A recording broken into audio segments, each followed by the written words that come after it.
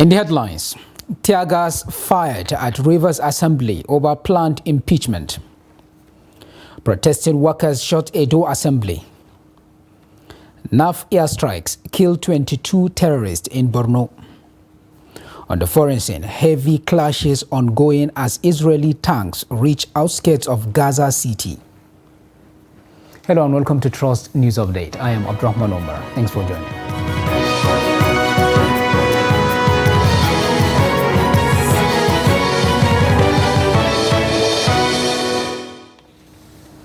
And now the news. There is tension in Rivers State as sporadic gunshots and tear gas was used at the State House of Assembly complex on Monday as some lawmakers moved to impeach Governor Siminalayi Fubara. 23 lawmakers, including House of Speaker Martin Amahuke, have reportedly signed an impeachment notice on Governor Fubara. Leader of the Rivers State House of Assembly, Edison Ehi, and other presumed loyalists of the governor have been suspended. There was an arson attack on the assembly complex on Sunday as tension mounts in Rivers State amid reports of a rift between Governor Fubara and FCT Minister Nyesom Wike. I'm calling on the security agencies. From what I've seen, the security agencies even compromised. Yeah, exactly. They were shooting at me. You, yes, sir. I saw it. For tear gas to the governor. They were shooting at me. This operation was shooting at me directly. Charles. Yes, I am ready to die with you. I want to die. When people hear Fubara, they say, "Who is this Fubara?" Is that our hero killed one time for a struggle? You will not die. You will not die. I am not against anybody. I am not planning anything against anybody. But I don't know where all these things are coming from. Let it be put on record. Whoever masterminded this thing is trying to shift. I had some people gathered here to do whatever. That is purely rubbish. Purely rubbish. Yes. You cannot sit when. By the voting, those that voted in favor of the removal of Edison Ehi as the majority leader of this house, 23, abstention nil, against nil. By that result, Edison Ehi is now removed as the majority leader of the Rivers State House of Assembly in line with our standing orders. Victor Dozie from Port Harcourt now gives us an update. Cold war between Rivers State Governor Sim Fubara and the Minister of Federal Capital Territory, Barrister Nyesom Wike, on Sunday took a dramatic dimension when suspected arsonists invaded Rivers State House of Assembly and set ablaze the hallowed chamber of the Assembly. The Governor and the Minister of Federal Capital Territory for some time now has been maintaining a cat and dog relationship over issues that have not been made public. On Monday, the 2 members of the Assembly converged at the Assembly complex and initiated an impeachment process against the governor. But before then, the majority leader of the Assembly, who is said to be very, very loyal to the governor, were removed as the leader of the Assembly. Announcing the removal of the leader of Assembly, Edis Ehi, the Speaker of the Rivers State House Assembly, Honorable Martin Amahuke, said that the majority leader was removed because of his failure to attend the assembly sitting on Monday. While the members of assembly were sitting, hundreds of youths, allegedly loyal to the governor, stormed the assembly and threatened to invade the assembly complex. But they were repelled by security agencies who have cordoned off the entire assembly complex. As I speak now, all the roads leading to the assembly complex located at the popular Moscow Road in Port Harcourt have been cordoned off by police with several armored tanks. The youths of the state who are loyal to the governor have equalized government house, Port Harcourt, and barricaded the entrance to the government house. The youths are saying that it is too early to impeach a governor who has spent barely 7 months in office. The youth say that the governor has not committed any impeachable offense that would have warranted his being an impeachment process being initiated by the Assembly. As I speak right now, the entire state are under tension. Fierce-looking policemen have taken, position in all the strategic points leading to government. In the meantime, the members of the Parliamentary Staff Association of Nigeria in Edo State on Monday shut the gates to the Edo State House of Assembly following the expiration of the ultimatum for the implementation of financial autonomy in legislative houses in the country. The situation, which developed into a protest in front of the Assembly, prevented the lawmakers from accessing the chamber. At the commencement of the nationwide industrial action on Monday, Umaru Farouk Haruna, Chairman, Parson Edo State Chapter, said the protest is aligned with the directive of its national president. He added that the nationwide peaceful protest was being complied with by Edo State Parson members after the expiration of 2 days ultimatum given to the government and governors of the 36 states to implement autonomy in all legislative houses of the country, which was further extended by 1 week and ended October 27, 2023. Now, the Nigerian Labour Congress has threatened to boycott its meeting with the federal government on Monday if the Minister of Labour, Simon Lalong, is in attendance. The president of NLC, Comrade Joe Ajore, issued the threat while fielding questions from journalists in Abuja on Sunday for a briefing on the plight of workers in Imo State. Ajore criticized Lalong for not being able to establish a cordial relationship with organized labor during Sunday's event. Ajore also said NLC will mobilize its members to storm Imo State on Wednesday, November 1st. The NLC chief accused the Imo State government of violating the rights of the workers in the state. NLC President further lamented the non-compliance with the national minimum wage by the state government, claiming that Governor Ozuduma has resisted the use of social dialogue and collective bargaining to resolve the issues. And now on judiciary matters, the candidate of the People's Democratic Party, PDP, in the February 25, 2023 presidential election, Atiku Abubakar, says the October 26, 2023 verdict of the Supreme Court, though final, leaves much to be desired. The former vice president stated this at a press briefing on Monday in the nation's capital, Abuja. He insisted that the then candidate of the All Progressives Congress, APC, Bola Tinubu, was not qualified to contest the February 2023 presidential poll. He accused the Supreme Court and the Independent National Electoral Commission, INEC, of supporting illegality, identity theft, impersonation, forgery of certificates, and perjury. Atiku said when people lose confidence in the electoral process, democracy is what life support.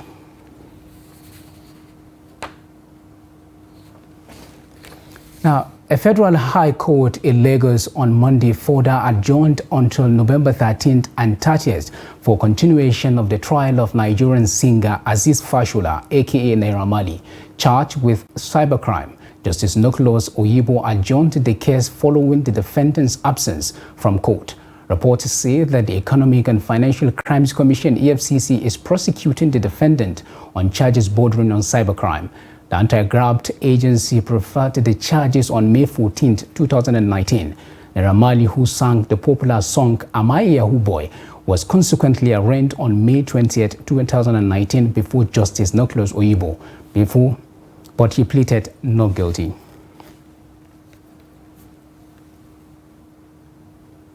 And on security matters, the Nigerian Air Force says the air components of Operation Haden-Kai on Sunday eliminated 22 terrorists in airstrikes at their identified terrorist hideouts and enclaves in Borno State. The Director of Public Relations and Information of NAF, Air Commodore Edward Gabquet, made this known in a statement on Monday in Abuja. Gabquet said the airstrikes were sequeled to intelligence received from the land component that about 22 terrorists in a gun truck and 2 motorcycles were sighted near Marti. He said that the NAF aircraft were immediately dispatched to interdict the location. According to him, after scanning the area, the terrorists were sighted at about 22 kilometers west of Marti and moving northwest towards Mungunu. The NAF spokesman said that the felt strategies adopted by terrorists to evade detection and the firepower of the land and air components by moving from one point to another was indicative of their inability to hold ground and pose a significant threat to military formations or pick on soft civilian targets at will. He noted that the terrorists had continued to exhibit desperation and weakness through their conduct. Still on security matters, security operatives have denied claims of an involvement of soldiers in the killing of residents linked to communal clashes between TVs in Benue State and Yachi Ijegu of Cross River State. Reports on Sunday indicate that 20 persons have been killed, while many others sustained gunshots and other injuries after hostilities resumed between the two communities over the alleged killing of a farmer. The youth leader of Yachi, in a statement, indicted the military by accusing operatives of extrajudicial activities. A reaction to the accusations, commanders of the security team, Lieutenant Alex and Lieutenant Heji Enobo, denied the allegations, stating that members of the Yachi community have failed to heed peace talks, accusing the youth of violating the peace process. The security heads say a joint peace meeting has been scheduled this week to broker peace between the two warring communities. Some community members say the government has failed to take the matter serious, leading to so many deaths and destructions of properties.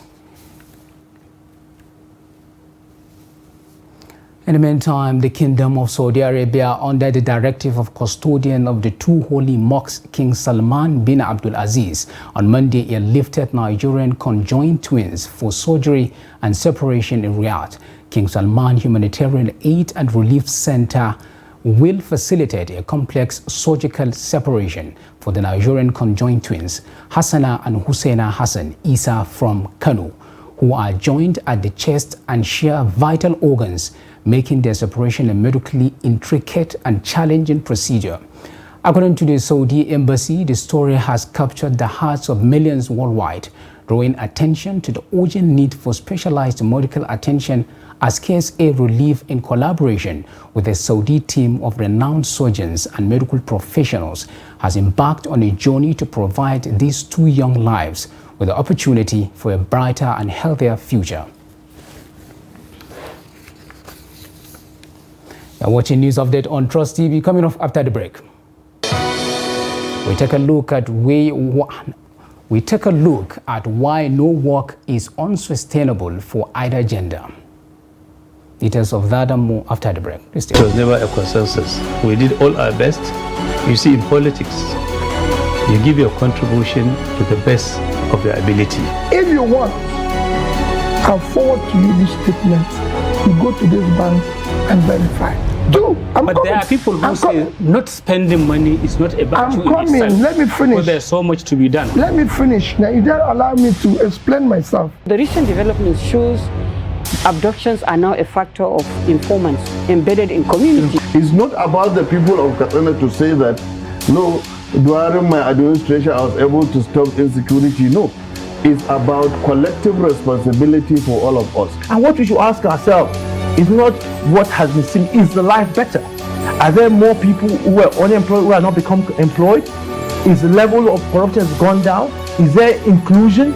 All those issues. We're actually a gas country with associated oil. Our focus has always been on oil, that we have never paid significant attention to gas. To do it effectively, we need to have honest conversation with ourselves. Government needs to come down from its high horse and communicate with the people and build trust. There must be a solution. We cannot continue this way. They must come back to the table and agree.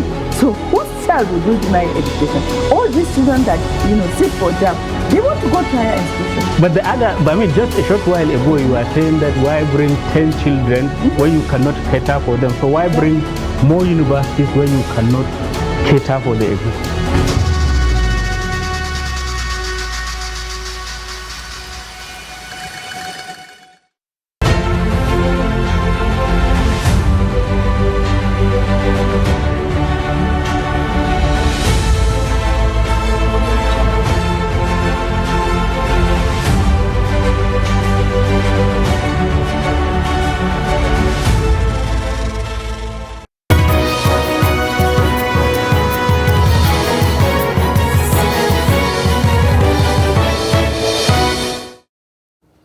Welcome back. If you are just joining us, this is the News Update on Trust TV, and here is a recap of some of our top stories.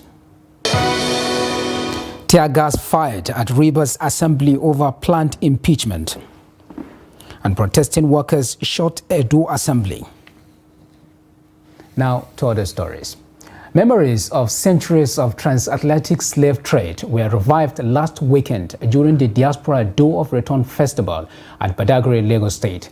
The festival was witnessed by several African Americans who trooped into ancient historical city of Badagry to tour the transatlantic slave route in trace of their ancestry. Our correspondent Abdulatif Aliu now reports. Africa and Nigeria in particular experienced centuries of transatlantic slave trade, which involved the transportation of slaves captured or sold out to slave trade through the sea. The slave traders, mainly from America, Portugal, Brazil and European countries, were historically known to ship their victims out of Nigeria through Badagry, the ancient city of Lagos, which is full of relics from the 16th to the 19th century. The festival portrays the tragedy of the transatlantic slave trade, exposing man's inhumanity to man and the dehumanization suffered by the progenitors of the African descent in the hands of the slave traders. Many African Americans were on ground to tour the routes where captured slaves were taken through to the point of no return in the Atlantic Ocean. The festival, therefore, was an appreciation of the resilience, tenacity, the strong-spirited courage of Africans who have in many instances emerged as some of the best in the world despite of the trauma of not only the transatlantic slavery but colonization. Lagos Governor Babajide Sanwo-Olu said Africa deserves to be compensated by the European nations for the pains and trauma of slavery. We will continue to forge ahead in dignity, honor as proud members of the human race. Dr. Julius Garvey, son of legendary Marcus Garvey, was one of the new faces at the festival, leading the pack of the African Americans who had returned to trace their roots. The joy of return will call black people and African people from all over the diaspora, not just North America, to come and to put their feet on the ground so they can say there is a place you're actually from. And it's not a color, it's a continent and maybe a country. It could be Senegal, it could be Ghana, it can be Nigeria, it can be Kenya, it can be anywhere. And so that this walk that you're walking, even though it was known as the point of no return. The Akran of Badagry, Dewenu Ahulumenu Toyi I, who played host to the visitors, bestowed some of the visiting African Americans with traditional titles. Giving context to the festival, Chairman Nigerians in Diaspora Commission Abike Dabiri Erewa explained that the festival started in 2017. She said some of the returnees were coming for the first time and have indicated interest to invest in Nigeria and build Diaspora Palace in Badagry. There are too many hidden treasures, particularly in tourism in Nigeria. Badagry is just one of them. So this is a diaspora content to tourism. So we're exploring the diaspora of tourism. As Dr. Anderson always says, conversation breeds comprehension.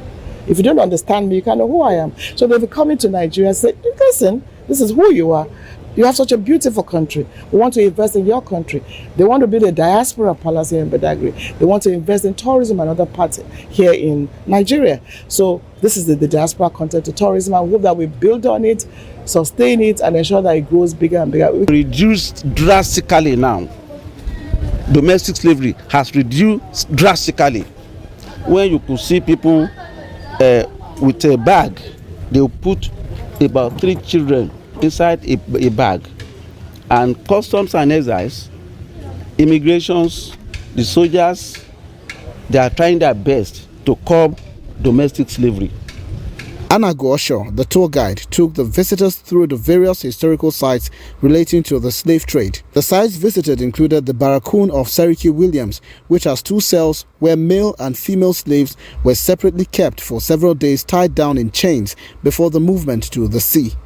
They also visited other historical sites and monuments revealing the true perspectives of the transatlantic slave trade.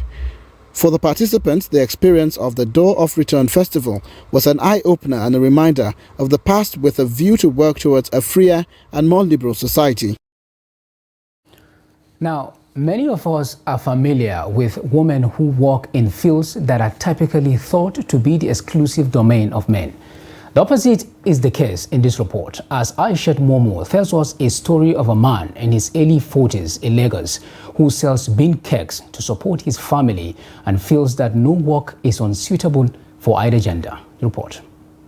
People in Lagos State engage in a wide variety of enterprises based on their interests. However, a common misconception is that certain occupations are exclusive to a certain gender. Mr. Chibueze Damian, popularly known as Baba Akara in the Mushin area of Lagos State, is a bean cake seller, otherwise called Akara, who has decided amidst many discouraging words and challenges to thrive in his business to make ends meet. Damian told Trust TV's correspondent that he ventured into the Akara business about 25 years ago after he was disappointed by his former boss, who runs a restaurant in Lagos. He also mentioned that by selling Akara by the roadside, he has built houses and has been able to pay for his children's education. Okay, when I start with 1 dereka, I sell, I throw away. So, but I still get patient that one day God will interview. So, but now I thank God that I'm doing it. The business has strongly grown over the years as Baba Akara witnessed an increase in the number of his clientele. Meanwhile, Jeremiah Chibueze, Baba Akara's son, recounted how he was bullied by fellow students while he was growing up because of his father's choice of business, but is grateful now for how far the business has grown. Yeah, like every time, like not now, but when I was in secondary school, primary school, my friends usually call me Akara boy. I was being bullied every time for my dad selling Akara, bullied every time. But I didn't have a choice now. I just have to go with tough skin, Till now I'm even proud that my dad is saying Akara. I just thank God I didn't like face on that bullying face. He advised Nigerians, particularly the youth, not to be discouraged by anything, but to be determined to do what they set to do. And now on the international scene, Palestinians in northern Gaza have reported fierce air and artillery strikes early Monday as Israeli troops backed by tanks pressed into the enclave with a ground assault that prompted more international calls for civilians to be protected. Israeli airstrikes hit areas near Gaza cities, Shifa and Al-Quds hospitals, and Palestinian militants clashed with Israeli forces in a border area east of the city of Khan Yunis and the enclave's south. The bombardments came hours after Israel released images of battle tanks on the west coast of the Palestinian enclave, signaling a potential effort to surround Gaza's main city 2 days after the Israeli government ordered expanded ground incursions across its eastern border. Still on the international news, the death toll from a homemade bomb blast during a Christian prayer meeting in India has risen to 3. Police said Monday that more than 2,000 people were attending a 3-day Jehovah's Witnesses meeting at a convention center in the southern state of Kerala on Sunday morning when the blast and subsequent fireball ripped through the crowd. According to the police, preliminary investigations showed the explosion was caused by an improvised explosive device. One woman died immediately and another died hours later of her wounds. A 12-year-old girl had also died after suffering from burns covering much of her body. And now on sports news, a major military and police search is underway in Colombia for the father of Liverpool forward Luis Diaz, with authorities offering £40,000 reward for information leading to his rescue. More than 120 soldiers plus police searched northern Colombia for Luis Manuel Diaz on Sunday, amid reports that armed men had taken him and his wife. The player's mother, Selenis Morulenda, was found in Barrancas on Saturday. Diaz was absent from the Liverpool side, which beat Nottingham Forest on Sunday. The army said it had set up roadblocks and deployed 2 motorized platoons, unmanned aircraft, helicopter, and a plane with a radar in the search for his father. The Colombian authorities have not provided details about the reported kidnapping, but local media said Diaz's mother and father were taken by armed men on motorcycles at a gas station in Barrancas, their hometown, which is in El Guajara, the country's northern region. Speaking on Sunday, the director of the National Police, General William Reni Salamanca, announced a reward of up to 200 million pesos, about £40,000, for information. Liverpool manager Jurgen Klopp dedicated Sunday's 3-0 Premier League victory over Forest to Diaz, saying they had won for our brother. Surrounded by his teammates, Diogo Jota held up Diaz's number 7 shirt after scoring Liverpool's first goal. Well, still on sports news, Leon have warned that an even more serious tragedy could occur if action is not taken after manager Fabio Grosso was seriously injured in an attack on the team boss in Moselle. The League One match was postponed after the Lyon boss was hit by rocks on its way to Stade Velodrome on Sunday. Leon said Grosso and assistant Raffaele Longo were struck by projectiles and sustained facial injuries.